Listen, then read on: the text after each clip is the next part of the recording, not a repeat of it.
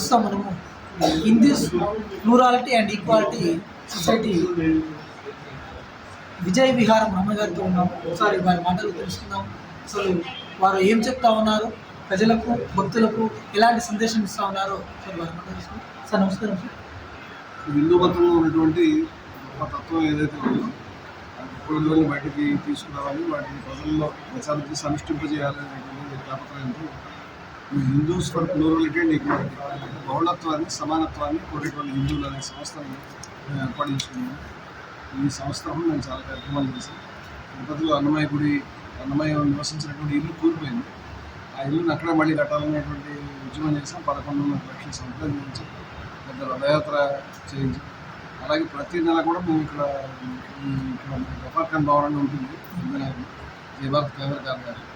అక్కడ మేము ప్రసంగాలు హిందూ మతంలో విభిన్నమైనటువంటి స్రవంతులకు సంబంధించినటువంటి పెద్దలందరితో ప్రసంగాలు ఏర్పాటు చేస్తాం.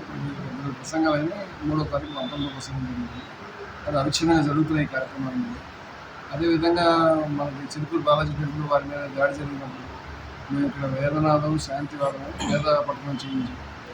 అదేవిధంగా కాశీనాయన ఆశ్రమాన్ని కూల్చివేసిన ప్రాంతం అక్కడికి మా స్వాములంతా కూడా వెళ్ళి మళ్ళీ కట్టాల్సిందని ప్రభుత్వం కలెక్టరేట్ మొక్కడించడం అన్ని చేస్తే ప్రభుత్వం భయపడి మేము కట్టేస్తాము, తప్పైంది కూర్చోవాలి కూర్చోవాలి దాన్ని మేము భర్త కావాలి. అనేక కార్యక్రమాలు మీ హిందూ మతం తరఫున చెట్లు కూడా చాలా చేస్తాం. దీనికి సంబంధించి సాయిబాబాకి సంబంధించి ఏదైతే మతోన్మాద శక్తులు అనేక మంది సాయిబాబా గురించి వాళ్ళ తప్పుడు ప్రచారం చేస్తారు. ఆయన ఏ సందేశం అయితే ఇచ్చాడు, ఆయన ఏదైనా ప్రజల్ని కలిసిమెలిసి ఉండమని చెప్పాడు. ఎటువంటి ద్వేషం, ఎటువంటి కోపం, ఎటువంటి తప్పుడు అభిప్రాయాలు లేకుండా ప్రజలంతా అన్నదమ్ములు కలిసిమెలిసి ఉండాలి, మతాలతో కులాలతో లేకపోతే ఆర్థికమైన భేదాలతో వాటికి సంబంధం లేకుండా ప్రజలతో కలిసి ఉండాలని షిరిడి సాయిబాబా సందేశం. ఏ మతం అయినా చెప్పేది అంతిమంగా ఇదే విషయం. అందరూ కలిసి ఉండాలి, ప్రేమగా ఉండాలి, స్నేహంగా ఉండాలి, పక్కవాడిని ప్రేమించాలి. మరి ఆయనని పట్టుకొచ్చి నువ్వు ఈ మతానికి చెందినవాడు కాదు, ఇది కాదు, అది కాదు ప్రచారం చేస్తుంది. దాన్ని మేము ఖండించి అనేటువంటి కార్యక్రమాలు చేయడం జరిగింది. దాంట్లో భాగంగా ఏదైతే మన రజనీ కుమార్ గారు మీరు గొప్ప తపస్సు లాంటి వ్యక్తి, ఆయన షిరిడి సాయి గ్లోబల్ మిషన్ అనేటువంటి సంస్థని ఆయన చాలా అద్భుతంగా దాన్ని షిరిడి సాయి తత్వాన్ని బయటకు వచ్చే విధంగా 10 పాయింట్లు రాసి చక్కగా దాన్ని ఆశయాలకు తీసుకొచ్చి కార్యక్రమం చేద్దామంటే మేము చాలా సంతోషపడి ఆ కార్యక్రమానికి మా వంతు వీరైనంత సహకారం అనేది చేయాలని నిర్ణయం చేశాం. ఎందుకంటే ఇవాళ సమాజానికి భారతదేశానికి కావాల్సింది ఇటువంటి తత్వం, అంటే అన్నదమ్ములుగా ఉంటుంది, ఇటువంటి విద్వేషం కోపం లేకుండా ఉండాలి, అలాగే కులభేదాలు లేకుండా ఉండాలి, ప్రజలందరూ కలిసిమెలిసి ఉండాలి, అందరికీ కూడా ఒకే కుటుంబంగా ఉండాలి, అందరికీ దేవుడు ఒకడే. వారు చెప్పిన తత్వం సుమారుగా ఇదే విషయం, మనకి భవిష్యత్తులో చెప్పిన అదే తత్వం. అది చాలా బాగుంది. ఈ పద్ధతి చాలా బాగుంది. కానీ ఈ కార్యక్రమాన్ని వారికి 2వ ప్రసంగం ఏర్పాటు చేశారు. ఇవాళ మా దృష్టి వస్తే ఇక్కడ గదిన్యాస ఆశ్రమం ఉంది.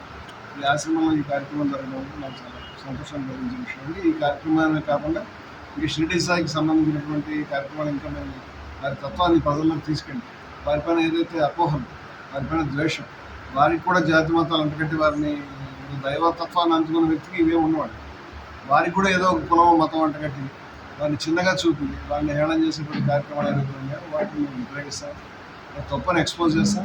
ప్రజలందరినీ కలిపి ఉంచేటువంటి వారి సందేశాన్ని ఇంటింటికి తీసుకెళ్లే విధంగా షిరిడి సాయి సందేశాన్ని చేసే విధంగా మేము దానికి సంబంధించి వచ్చేయాలని హెచ్పీ తరఫున మేము నిర్ణయం తీసుకున్నాం. అదేవిధంగా అదే సమాజంలో దేవుళ్ళకు కూడా కులాలని మతాలను అంటగలిపేటువంటి వాటిని అంటుకట్టే విధంగా కూడా ముందుకు తీసుకెళ్తూ ఉంటారు. అలాంటి వారికి మీరు ఏ రకమైన సందేశం ఇస్తారు? మతాలను దేవుడు చేరడానికి అవసరమైనటువంటి సాధన. దేవుడు మతాలకు అతీతంగా ఉంటాడు.